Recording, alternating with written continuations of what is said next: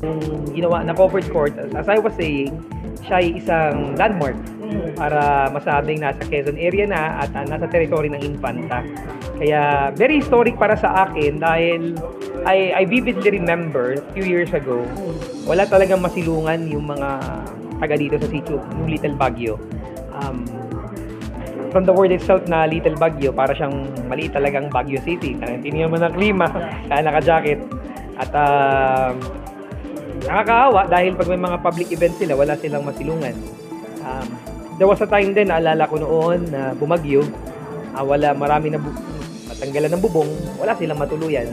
So, yung multi-purpose covered court, it's actually intended din, not just as a marker, pero primarily para magsilbing recreational spot ng mga kabataan natin, and at the same time, magamit sa mga events dito sa Infanta, particularly sa New Sitio, Little Baguio.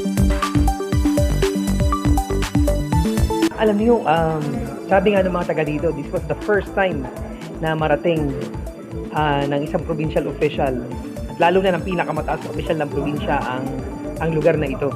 At first time din makakita nila ng governor. Yun yung naging usapan kanina habang nagbe-blessing. At ito yung pagkakataon para maramdaman yung pagkalinga ng probinsya ng Quezon. Kami ni Governor Dr. Helen Tan, the farthest sitio ng Quezon Province na puntahan namin. Yun yung Sitio Angelo sa Umiray, na kung lalakarin mula sa town proper, it would take 3 to 4 days bago mo marating.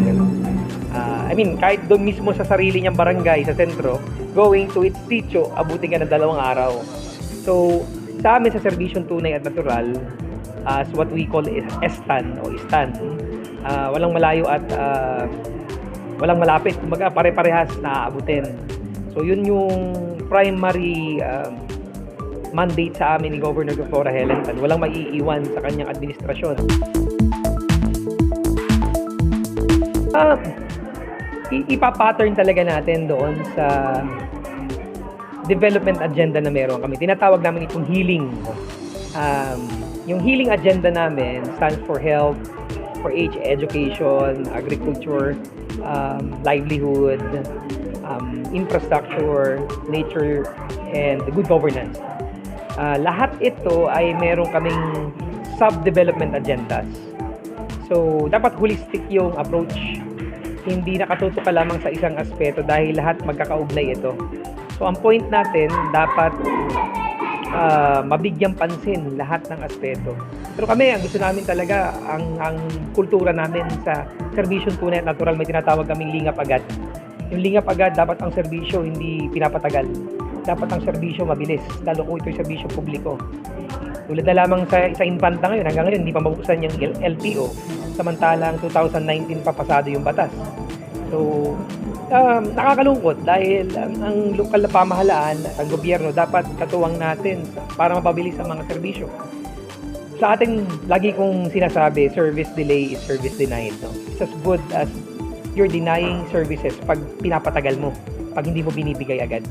So, ito yung panuntunan namin. Kung sakali din pagkatiwalaan tayo bilang punong bayan sa Infanta, which I haven't declared yet, mga kasama, dahil technically para sa akin, honestly, pagamat 14 na taon na akong naglilingkod sa pamahalaan, looking at myself, nakukulangan pa ako sa kapasidad. Kaya hanggang sa ngayon, patuloy tayo nagpapakadalubhasa, pumapasok pa rin ako ngayon ng master sa Ateneo, in public management, dahil hindi natatapos yung pagkatuto. Kailangan nakakasabay tayo sa mga modernong pamamaraan ng pamamahala, ng mabuting pamamahala. At maniniwala ako na walang monopolyo ng galing. So, yung pinaghuhugutan din natin, galing din sa mga mahuhusay na ginagawa noon, galing sa mga nauna.